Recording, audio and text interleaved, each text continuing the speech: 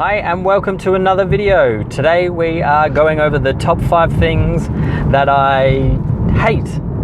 Maybe not hate, but the top 5 things that I don't like about my imported Nissan Skyline 370 GT Type S. For those of you in the US, Infiniti G37.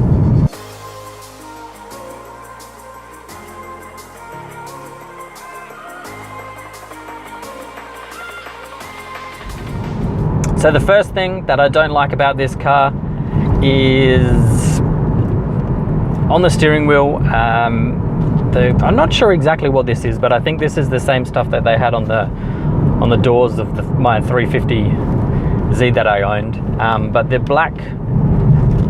It's not paint. I don't know exactly what it is, but the stuff that they've coated the sort of the steering wheel surrounds with is it scratches off really easily, and mine has a pretty bad case of it, in my opinion. The previous owners stuck some black tape over it to try and cover it, which actually I don't know if that looks.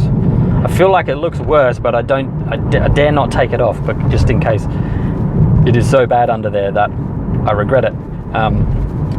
But yeah, that's one thing that I really don't like about this car, and I think it's a problem with a lot of other cars where that stuff just comes off way too easily.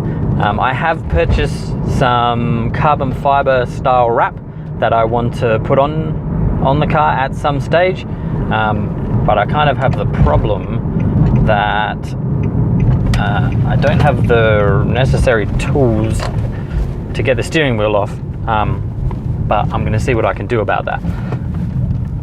Let's have a little park here. This is a nice spot. So yeah, that's a pain in the bum, but I'm gonna hopefully get that sorted. But that's just one thing that I really don't like about this car. The next thing that I don't like is the automatic transmission. I know that I bought this car because I wanted something more practical for a daily drive, and also these in manual are not that popular, so they were quite rare and quite a bit more expensive and didn't come within my budget, anywhere near inside my budget at the time. So I decided that, yep, I'll go with the automatic. It's got the paddle shifters, that'll be fun enough, and it's pretty good, but sometimes this transmission is just slow to react when I really need it to be fast to react. Sometimes it's quite quick, but other times it can't make up its mind. And I mean, that's the same with any sort of automatic transmission of this type. It's a torque converter, so you know, typical slush box kind of issues. I mean, it's certainly better than a lot I've used, but it's not perfect. My ideal would be if I had a dual clutch, that'd be fantastic, or a manual, but like I said, I wanted the convenience of a daily drive, so yeah, dual clutch, that would have been the best pick, really. But it is what it is. It does a good job. Like when I'm just cruising around and doing my daily drive thing, you know, it's great. It's really just when I want to get into it that it's a bit slow to react. So number 3, it's the fact that because this is an imported car, everything's in Japanese. So you've got the infotainment screen with the navigation, all that sort of stuff. The whole thing's in Japanese. So if I want to navigate the menus, I grab my phone, I get Google Translate up, take a photo of the text, and it translates it for me. It's a very slow process, but it does the job.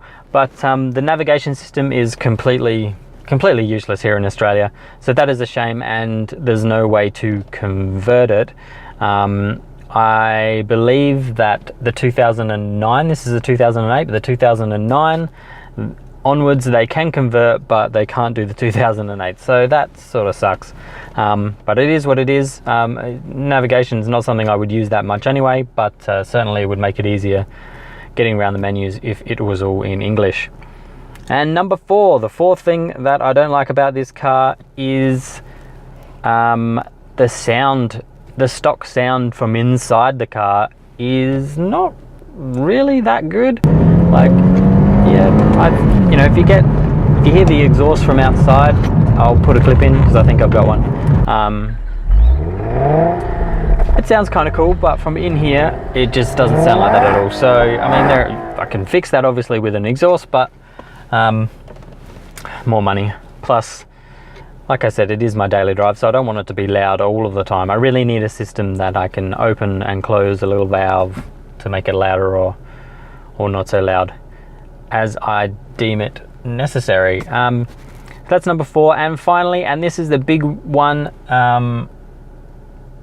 and probably the reason that I've not been making many videos is just because it doesn't feel special. Like, I mean, what does that mean? Should a car feel special? Well, I believe that it should.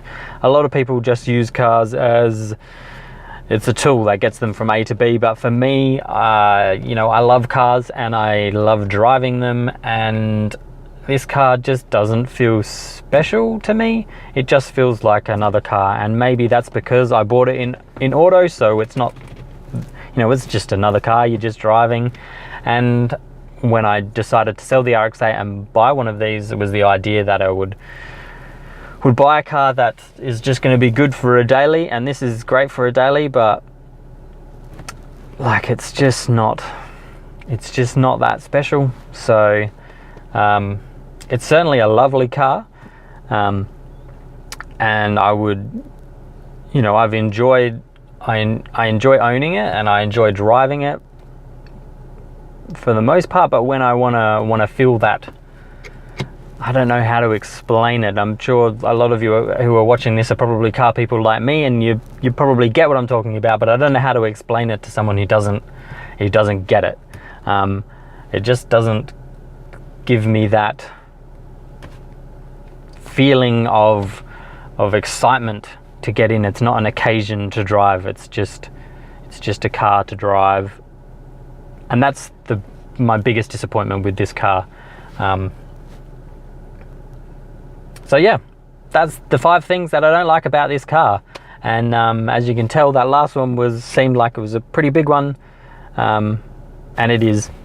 But that's where I'm at the moment, so I'm going to continue driving this car and hopefully making some more videos about this car. Like I said, I've got the carbon fiber wrap that I want to put on here, so hopefully I'll make a video about that. I still haven't changed the sports grille from the front to the standard grille, because that's the one I prefer.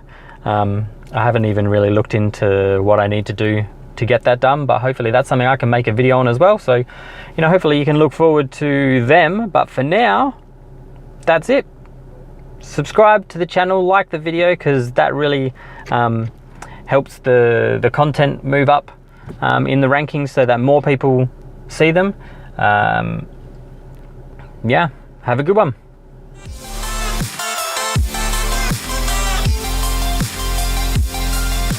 And welcome to another video. I know it's been a long time, and I said I was going to do more of these and I haven't, but it's a new year.